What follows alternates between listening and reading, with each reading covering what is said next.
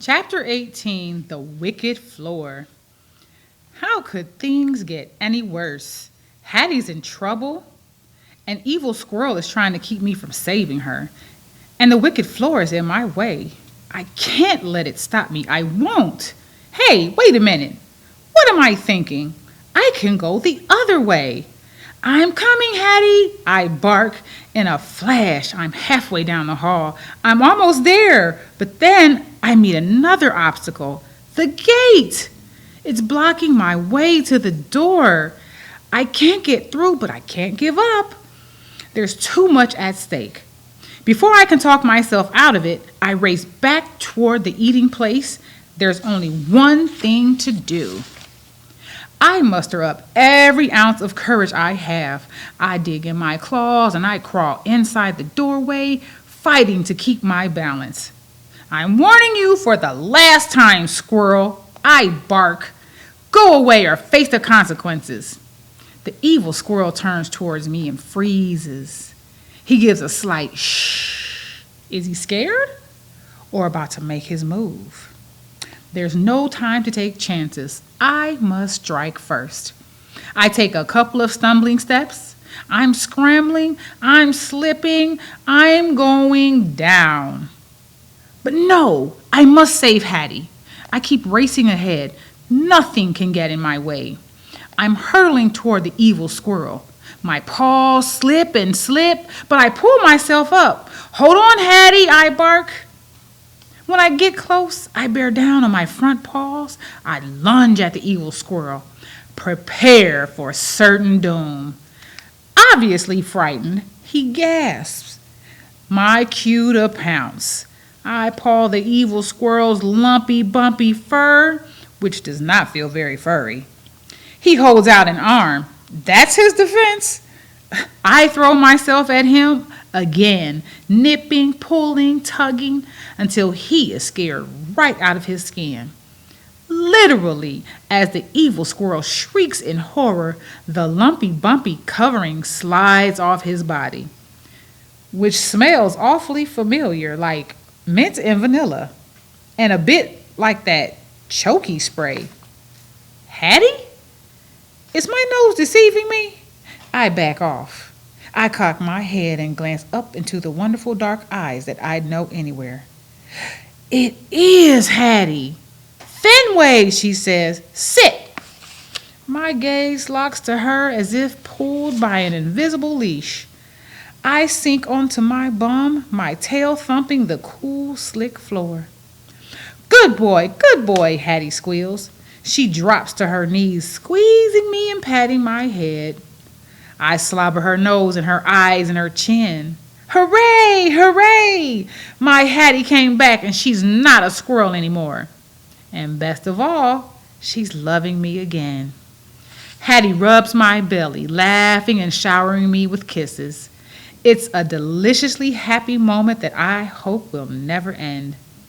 She missed me so much she can hardly do enough to show it. And wowee, the love and appreciation sure feel great.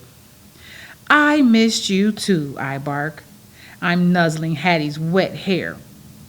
Where's her cap and bushy tail? When my ears perk. Whooshing, howling noises are coming from outside. Suddenly, I remember the gigantic squirrels. I race over to the sliding door. I peer out, but there's only blackness and pounding rain. In the few flashes of light, all I see is an empty dog park and the giant's trees' leaves rippling and blowing in the wind. Those evil squirrels are gone. Clearly, they were petrified, and I don't even think about coming back. I bark in triumph. When I rush back into the eating place, it's bathed in bright light. Food lady's rubbing her eyes, and Fetch Man's wearing his glasses. They look like they just woke up. Hattie, Food lady says in a voice that sounds glad, but mostly relieved. Honestly, you'd think discovering that Hattie has returned would be cause for a full-blown celebration. Fetch Man says, Fenway! He sounds surprised. Did he forget about me? Hattie speaks very quickly. She must be explaining to Food Lady and Fetch Man what happened. that she turned into a squirrel and a pack of rival squirrels invaded her house, but a fierce and loyal dog frightened the squirrels away. And in case they couldn't figure out who the hero is, Hattie gestures dramatically toward the middle of the floor where I'm standing, with a huge smile on her face. Gosh, I almost feel embarrassed. Food Lady's eye bulge. Her hands fly up to her mouth. Fetch Man squats down, grabbing his knees. His face is beaming. Good boy, he says, more surprised than ever. Good job, Food Lady rushes over and gives me a tight squeeze. Fetch Man joins in. Hey, it's all in a day's work, I want to say. No squirrel has a chance against me. But then again, I could get used to the love fest. And then, right when I thought things couldn't get any better, a spectacular sight comes into view. My supper dish. It's filled with food. Did I forget to eat? Food Lady must be reading my mind because she lets me go at that very moment. I shoot over and start wolfing it down like it's the first meal of my life. And is it ever tasty? Apparently, my humans are just as ecstatic about the food as they were about my heroics. Hattie jumps up excitedly. Fetch Man puts his arm on Food Lady's shoulder. They are all standing over me, mesmerized, like they've never seen a dog eat before. And frankly, it's more than a little distracting. Hattie strokes my back. She smells happy and proud. It's the best smell ever.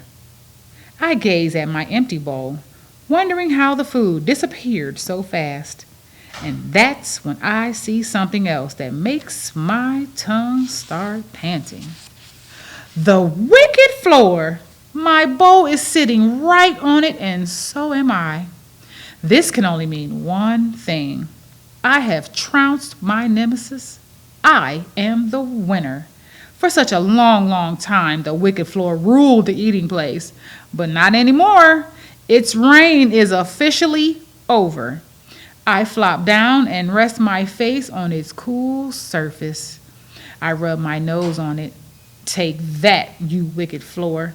You may be terrifying and evil and slippery, but you're no match for me.